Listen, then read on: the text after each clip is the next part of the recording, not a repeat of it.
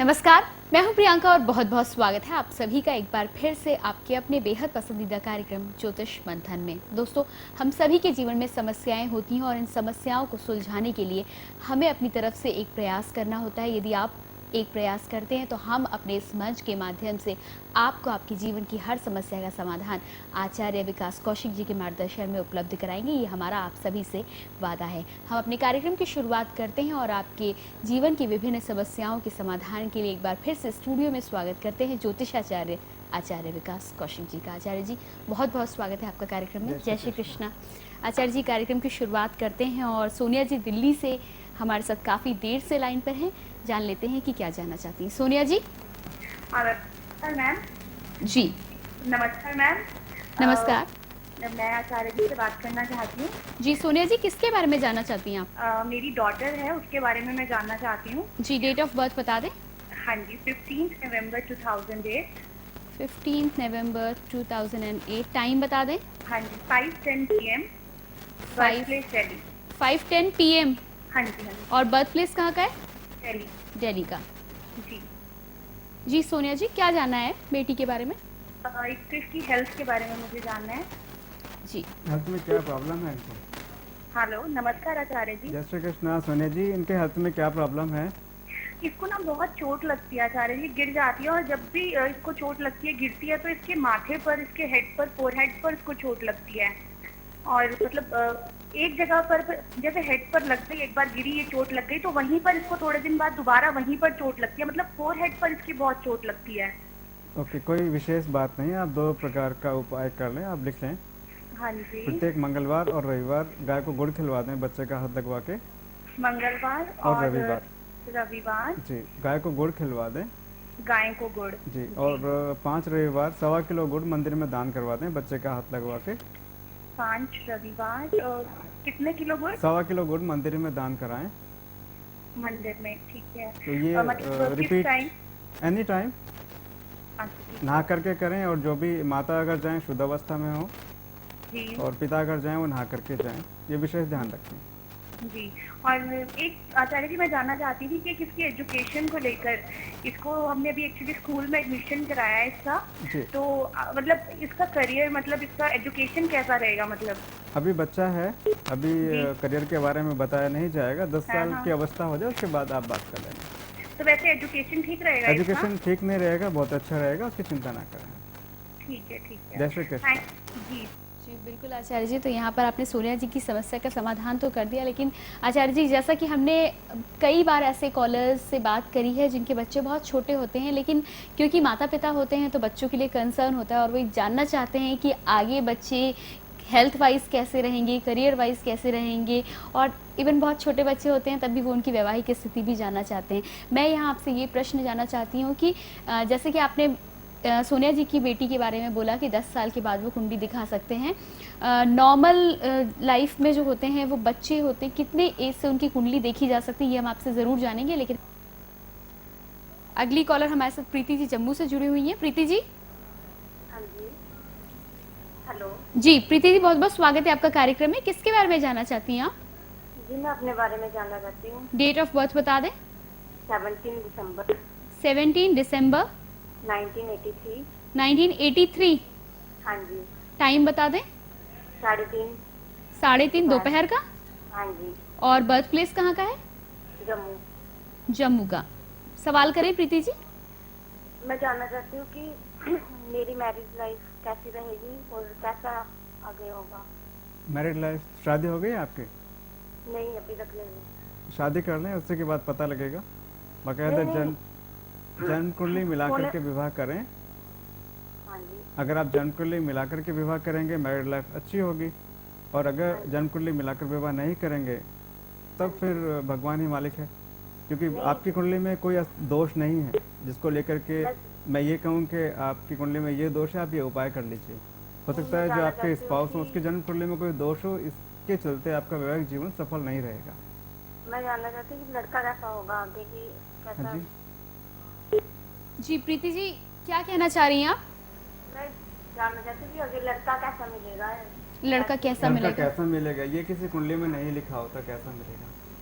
ये आपके माता पिता देखेंगे वो बेहतर देख सकते हैं कैसा होगा।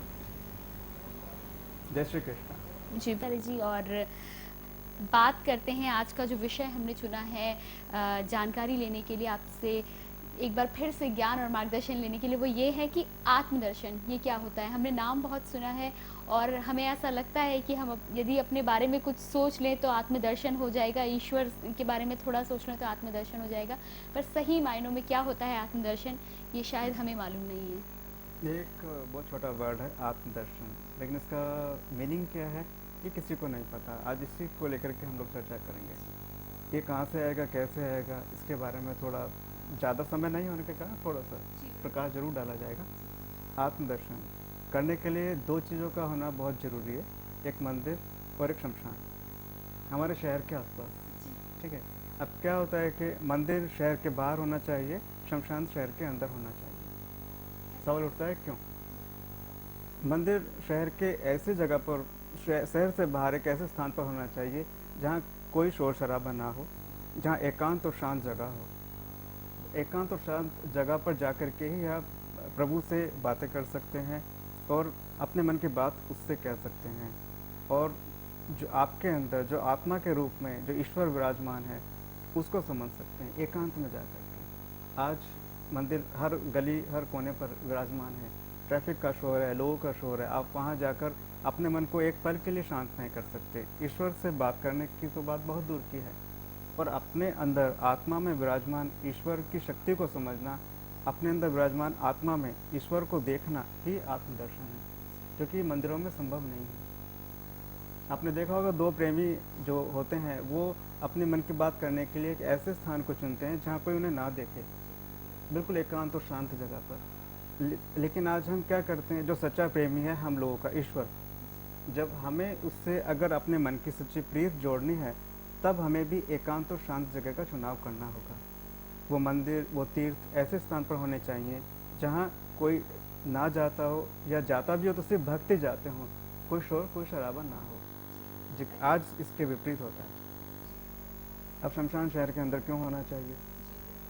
शमशान शहर के जिस तरह से आज मंदिर हैं उसी तरह से शमशान हर गली, हर मोहल्ले, हर सेक्टर के चौराहे पर होना चाहिए। क्यों?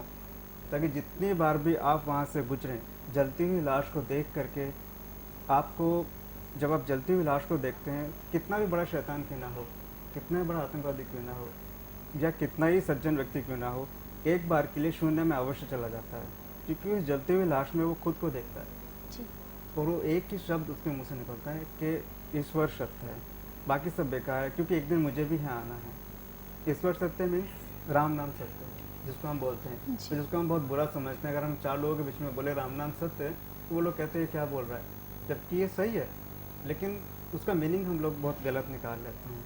ईश्वर सत्य है, जब आप सब लोग ये समझेंगे, ये जो ईश्वर सत्य है, ये ईश्वर चिंतन, आत्मदर्शन या ईश्वर से प्रार्थना, इस तरह की प्रार्थना आप मंदिरों में जाकर के कभी नहीं कर सकते। जी आपने कभी किया कि ईश्वर सत्य है, इस जी। तरह का शून्यता आपको मिलेगी कभी मंदिरों में? जी बिल्कुल नहीं कभी मिलेगी, नहीं लेकिन यहाँ पर अगला प्रश्न ये भी बनता है कि मंदिरों और तीर्थों में क्यों नहीं मिलती है ईश्वर की वो अनुभूति? हाँ, ये अनुभूति के बारे में अभी नेक्स्ट टाइम हम लोग चर्चा करेंगे। पहले इस विषय को हम कंप्लीट कर लें जी अगर आगे है। बिल्कुल, जी बिल्कुल बिल्कुल। ठीक है, तो ये शून्यता, ये ईश्वर चिंतन, ये मनन, ये शांति, ये शून्यता आपको मंदिरों में नहीं मिलती, जो कि शमशान में एक जलते हुए शव को देख करके मिलती है। तो बेहतर होगा कि अगर आप अपने को सुधारना चाहते हैं या अपनी आने वाली पीढ़ी को सुधारना चाहते हैं तो मंदिरों को उठा करके शहर से बाहर ले जाएं और हर शहर के चौराहे पर शमशान को लाकर बिठा दें या बना दें, ताकि अपने मन में एक हमारे डर रहे, एक अजीब सी शांति या अजीब सा खौफ रहे कि हम पाप और अत्याचार से बचना स्टार्ट करें। आज हमारा जो इंसान है वो अपनी सुविधा के अनुसार मंदिरों को घर के चौराहे पर ले जाके रख दिया है, हर गली हर नुक्कड़ के चौराहे पर, घर जी, के बिल्कुल। नज़दीक, सुविधा के अनुसार। जी शमशान को शहर से बाहर, और इतनी बड़ी बड़ी दीवारें उसकी कर दी हैं कि उसके अंदर क्या हो रहा है दिखे ही नहीं। दिखा- मीन्स हम सत्य से दूर भागना चाहते हैं। अंत में मैं एक ही रिक्वेस्ट करना चाहूँगा आप सभी से कि आप मंदिरों में ना भटकें, तीर्थों पे ना भटकें, वहाँ जाकर अपना समय व्यर्थ ना करें, क्योंकि वहाँ आपको भगवान नहीं मिलेगा। आप किसी ऐसे संत, किसी ऐसे गुरु की तलाश करें या उसकी शरण में जाएं जिसने आत्मदर्शन किया हो, जो रोग, मोह, शोक आदि व्याधि, परेशानी, धन की चिंता, ठीक है, ये जो आज हम आडंबर करते हैं, इन सब की चिंताओं से दूर होकर के भगवान की शरण में पहुंचा हो और आत्मदर्शन किया हो, ताकि वो आपको आत्मदर्शन का मार्ग बता सके और उस पर चढ़कर आप आत्म अनुभूति कर सकें, अपने अंदर विराजमान ईश्वर के दर्शन कर सकें, मीन्स आत्मदर्शन कर सकें, और जो जीवन मिला है मनुष्य योनि, इसका जो उद्देश्य है वो पूरा हो सके। जी बिल्कुल आचार्य जी, तो आत्मदर्शन के बारे में आज हमने आपसे जानकारी ले ली है कि क्या होता है आत्मदर्शन। कम से कम आराम कर देना। जी बिल्कुल आराम करेंगे, हमारे दर्शक भी आराम करेंगे। और मंदिरों और तीर्थों में ईश्वर की अनुभूति क्यों नहीं होती, इस विषय पर हम अपने जब तक हमें आत्मदर्शन नहीं होगा, मंदिर जाना, तीर्थ जाना सार्थक नहीं होगा। जी बिल्कुल आचार्य जी, तो अगले कार्यक्रम में इस विषय में हम आपसे ज़रूर जानकारी लेंगे, लेकिन दर्शकों से भी हम एक बार फिर से कहना चाहेंगे कि आप भी अपने जीवन की विभिन्न समस्याओं का समाधान आचार्य जी के मार्गदर्शन में प्राप्त कर सकते हैं। मिलने के लिए अपॉइंटमेंट ले सकते हैं। अपॉइंटमेंट लेने के लिए सभी डिटेल्स लगातार आप अपने टीवी स्क्रीन पर देख सकते हैं। और ऑफिस में मिलने का समय प्रातः 11 बजे से लेकर साय 4 बजे तक का है। आप आचार्य जी के दिल्ली ऑफिस पर एक कुंडी के लिए श्रद्धा अनुसार फीस देकर आचार्य जी से मुलाकात कर सकते हैं और अपनी समस्याओं का समाधान भी कर सकते हैं। आचार्य जी, समय हमारा समाप्ति की ओर आ चुका है, तो अब हम अपने कार्यक्रम को आज आगे नहीं बढ़ा पाएंगे। अगले कार्यक्रम में आपसे बहुत कुछ जानेंगे, अपने दर्शकों की समस्याओं का समाधान भी करेंगे। आज के कार्यक्रम में इतना समय देने के लिए आपका बहुत बहुत धन्यवाद, और अपने दर्शकों से भी हमारे आज के कार्यक्रम के लिए चाहेंगे इजाज़त। नमस्कार। जय श्री कृष्ण। सारी सुख सुविधाएं आज मनुष्य के पास हैं, फिर दुखी क्यों, परेशान क्यों, पारिवारिक कलेश क्यों, एक दूसरे के प्रति ईर्ष्या क्यों? हम दुखी हैं लेकिन कारण हमें मालूम नहीं क्यों? माता पिता के अपनी संतान से विचारों में मतभेद क्यों? पति पत्नी के विचारों में मतभेद क्यों? पूजा अर्चना क्यों करते हैं? पूजा अर्चना आदि करने से क्या प्राप्त होता है? पूजा करने का उचित तरीका क्या है? वो रास्ता, वो माध्यम जिस पर चलकर आप अपनी मन की बात ईश्वर को बता सके क्या है? बूढ़े माता पिता संतान के सुख से वंचित क्यों? मनुष्य समय से पहले बूढ़ा दिखने लगता है क्यों? पर्याप्त आय होने के उपरांत मनुष्य कर्जे में क्यों और रात में चैन की नींद नहीं ले पाता क्यों? योग्य ब्राह्मण और आचार्य से जन्म कुंडली मिलाने के बाद भी पति पत्नी अलग क्यों हो जाते हैं? सभी क्यों के उत्तर आप आचार्य जी से व्यक्तिगत रूप से मिलकर प्राप्त करें। आप आचार्य विकास कौशिक जी से ज्योतिष सीख सकते हैं, ज्योतिष एवं वास्तु परामर्श ले सकते हैं। डिप्रेशन के रोगी अवश्य मिले, परामर्श शुल्क श्रद्धा अनुसार। हमारा पता है 3383 Milan plaza, DP Gupta road, Karol Bagh, Nai Delhi 110005।